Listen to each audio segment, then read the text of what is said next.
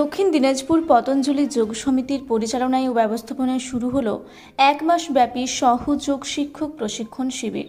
দক্ষিণ দিনাজপুর পতঞ্জলি যোগ সমিতির পরিচালনায় ও ব্যবস্থাপনায় প্রতি বছরের মতো এবছরও বালুরঘাট বুড়াকালী মাতা মন্দিরে ২৬শে মে সোমবার সকালে এক মাস ব্যাপী সহযোগ শিক্ষক প্রশিক্ষণ শিবির শুরু হলো। প্রায় ১০০ জন প্রশিক্ষণার্থী এই এক মাস ব্যাপী সহযোগ শিক্ষক প্রশিক্ষণ শিবিরে অংশগ্রহণ করেছে। পতঞ্জলি যোগ সমিতির ভাই বোনদের উপস্থিতিতে হবন ও প্রদীপ প্রজ্বলনের মাধ্যমে এই প্রশিক্ষণ শিবিরের শুভ সূচনা হয়। আমাদের এখানে ঐতিহ্যবাহী সহযোগ প্রশিক্ষণ ক্লাস টিচার ট্রেনিং ক্যাম্প,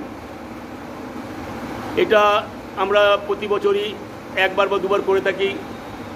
কেননা সামনে রয়েছে ২১শে জুন ইন্টারন্যাশনাল যোগা দিবস, তার আগে আমরা এটা কমপ্লিট করি। ২৫ দিনে রয়েছে ১০০ ঘন্টার সহযোগ প্রশিক্ষণ শিবির, ১০০ ঘন্টার হয়।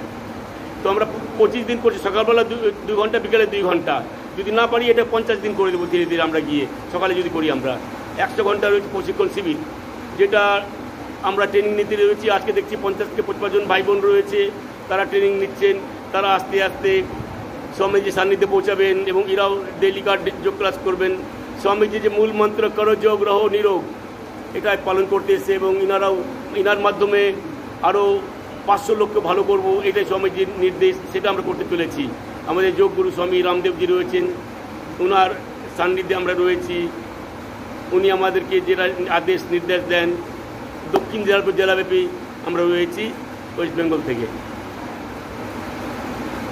কত তারিখ অবধি যোগ প্রশিক্ষণ শিবির চলবে? এটা আমরা দেখছি সামনে রয়েছে ২১শে জুন, হয়তো আমাদের জুলাই মাসের শেষের দিকে সমাপ্ত হবে। এটা জুলাই মাসের শেষের দিকে, জুলাই মাস প্রথম দিকে শেষ হবে।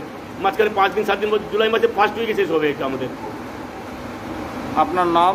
Gauri Shankar Agarwal, president of Bharat Swayamman trust.